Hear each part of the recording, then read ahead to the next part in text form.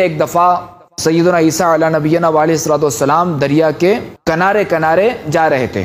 یکایک آپ علیہ الصلوۃ والسلام کی نظر سفید نورانی رنگ کے جانور پر پڑی اور دیکھتے کیا ہے کہ وہ جانور دریا کی میلی کیچڑ میں لوٹ پوٹ ہو رہا ہے جس سے اس کا بدن میلا ہو گیا. پھر وہ جانور وہاں سے نکل کے دریا میں نہاتا ہے جس سے وہ پھر اجلا ہو جاتا ہے، یعنی چمک جاتا ہے. یہی عمل اس جانور نے 5 مرتبہ کیا. تو حضرت عیسیٰ علیہ نبینا علیہ الصلوۃ والسلام کو جانور کے اس فعل سے تعجب ہوا. تو حضرت جبریل امین علیہ الصلوۃ والسلام نے آپ کو تعجب میں دیکھ کر فرمایا کہ یا حضرت، یہ جانور جو آپ علیہ الصلوۃ والسلام کو دکھایا گیا ہے یہ امت محمد کی نمازیوں کی مثال ہے، اور یہ کیچڑ ان کے گناہوں کی مثال ہے، اور دریا ان کی نمازوں کی مثال ہے.